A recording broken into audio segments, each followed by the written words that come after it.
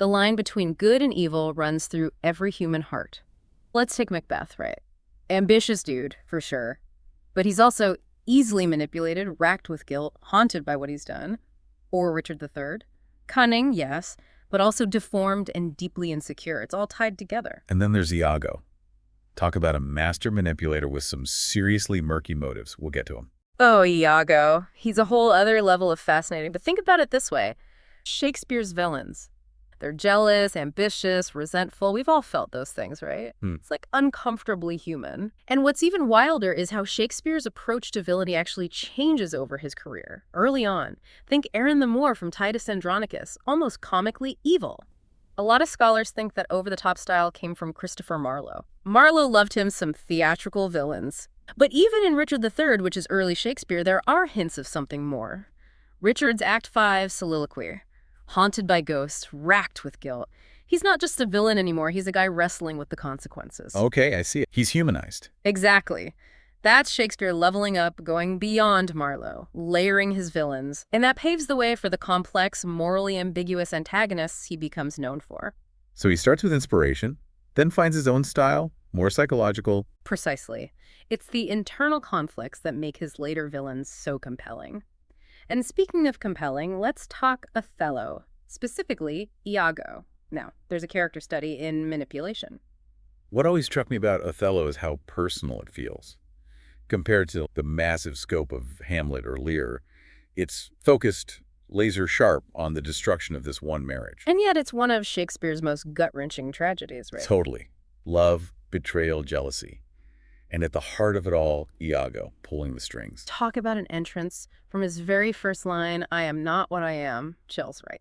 A deliberate twist on God's words to Moses. Yeah, I get that. He's telling us right off the bat, don't trust me, basically. Exactly. And then the fact that everyone calls him Honest Iago throughout the play. Come on, Shakespeare, you're killing me with the irony. The dramatic tension is real. We know he's lying, but Othello and everyone else are clueless. So frustrating. Yeah. But if he's so good at manipulation, what's the motive? What's his deal? Critics have been arguing about that for centuries, and the play never gives a straight answer. Okay, let's play detective then. What's the textual evidence tell us? What are some possible motives? At first, Iago claims it's because Othello chose Cassio for a promotion over him.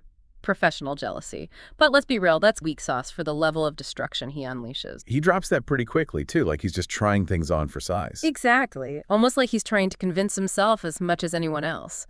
Then there's the rumor he starts about Othello sleeping with his wife, Emilia. Which, if we're being honest, even Iago doesn't seem totally sold on. He even says, "I know not if it be true," but uses it anyway. It's not really about Emilia or the promotion.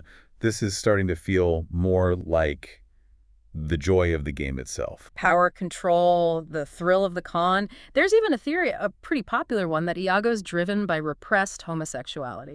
There's this scene where Iago's describing a dream about Cassio, and the language is, shall we say, rather suggestive. Interesting. Maybe, on some level, he's in love with Othello and destroying him out of this twisted jealousy. It's a theory. And it adds a whole other layer to his hatred of Cassio, too, right? Not just work stuff anymore. Okay, I can see that. But it still feels like Iago's a master of his own narrative. He's so deep in his web of lies. And that's what makes him so dangerous. He's not driven by love or hate like other Shakespearean villains. He's driven by something colder, more calculating. Remember when Brabantio warns Othello, "She has deceived her father and may thee"? Iago doesn't even blink, but you know he's filed that away for later. It's like he collects these little verbal daggers, just waiting for the perfect moment to strike. Precisely. Same thing with Cassio's comment about not holding his liquor well. Iago latches onto that, maneuvers Cassio into a situation where he's bound to overindulge. Ooh, he's infuriatingly good at this. It all speaks to his cynical worldview, right? Love, which Shakespeare shows so beautifully between Othello and Desdemona. To Iago, it's just a weakness to exploit. Absolutely. And let's not forget that rant he goes on to Emilia about how awful women are. Talk about misogyny in action.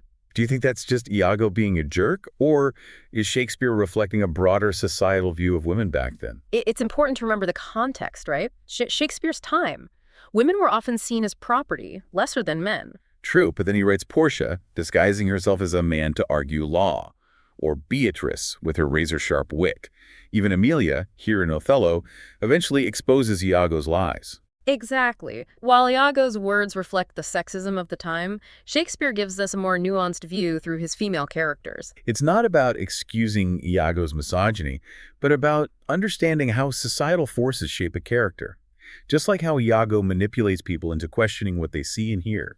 And the worst part, he enjoys it. That whole "I'm smarter than everyone" vibe makes it worse. It's in that little phrase he uses, go to, right? Yeah. Dismissive, condescending, like he's constantly having to deal with idiots. It's such a small thing, but it reveals so much about him. And it works. He's got everyone fooled, especially Othello. And that's the tragedy of it, right? Othello isn't some weak-willed fool. He's a respected general, a man of reason. Remember how he talks about falling for Desdemona? It's about mutual respect, shared experiences. Yeah, he fell for her mind, her spirit. And she fell for his stories, his adventures. Romantic when you think about it. Exactly. Which makes Iago's destruction of their love that much more tragic. He takes something beautiful and twists it into this ugly mess of suspicion and doubt. He even uses that crude language when he's talking about them, right? Iago wants to drag their love down to his level, and he does it by preying on Othello's best qualities. His nobility, his trust, his belief in honesty. Iago takes those good things and uses them against him. And because Othello trusts him implicitly, Iago's words take root, like poison. No wonder Othello starts to unravel. If someone you trusted completely was constantly whispering doubts in your ear, wouldn't you start to question your own sanity? Shakespeare uses language brilliantly to show Othello's decline. Early on, he's eloquent, poetic. As Iago tightens his grip, Othello's language becomes fragmented, repetitive, almost frantic. And then, of course, there's the handkerchief. That little piece of cloth becomes like this huge symbol of everything. It starts as a token of love, Othello's first gift to Desdemona. Innocent, pure. And Iago, being Iago, knows that if he can twist that symbol, if he can make Othello believe Desdemona gave it to Cassio, it's over. Exactly. He even makes up that detail about Cassio wiping his beard with it, just piling on the rage and jealousy, turning this symbol of love into proof of betrayal. It's like watching a train wreck in slow motion. You know it's coming, but you can't look away. And the worst part, it's all based on lies. And those lies have a physical effect on Othello. Remember when he has that epileptic fit in Act 4? Like his body's literally breaking down into the strain of what Iago's doing to him. And the language reflects it. Othello goes from this eloquent speaker to babbling incoherent. And Iago, he just stands there watching with this chilling detachment. Work on my medicine. Work, he says. Ugh, that line still gives me chills. He's getting off on Othello's pain. And you can't forget the whole cuckoldry aspect of this. In Shakespeare's time, that was like a fate worse than death for a man. Shame, masculinity, the fear of raising another man's child, deeply ingrained in the culture. Even Othello's line, "I have a pain upon my forehead here," Yeah. it's a reference to the horns of a cuckold, right? Subtle, but yeah. It shows how deeply Iago's poison has seeped into Othello's mind. It's not just jealousy anymore. It's this primal fear. And ultimately, that fear is what drives him to murder. He'd rather kill Desdemona than face the shame of being cuckolded. Which is the ultimate tragedy, because it's all based on lies. But Othello's been so thoroughly manipulated, he can't see straight anymore. And that's the brilliance of Iago as a villain. He's a master manipulator, someone who sees the darkness in us, in all of us, and knows exactly how to use it. But I still get stuck on the why. Why destroy Othello like that? What does Iago actually gain? Maybe Shakespeare wants us to sit with that discomfort. The idea that sometimes there is no good reason for evil. It's chilling, because he's not driven by ambition, like Macbeth, or revenge, like Richard III. Iago's motives are darker than that. A need for control, maybe?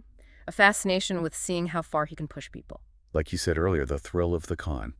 He understands how easily people can be manipulated, how powerful those little doubts can be. And Othello, despite his strength, has those insecurities. He's a Moor in white society. Iago knows that and exploits it. It's heartbreaking. And it's not just Othello and Desdemona who get hurt. Cassio, Emilia, even Roderigo, they all get caught in the crossfire. And in the end, Iago offers no explanation, no apology. He just is. And that's almost harder to grapple with than any clear-cut motive. It reminds us that some of the most dangerous people in the world, we may never understand them. It's a terrifying thought, but maybe a necessary one. What do you think, listeners? Could we ever truly understand someone like Iago? Or is he a chilling reminder that some evils defy explanation?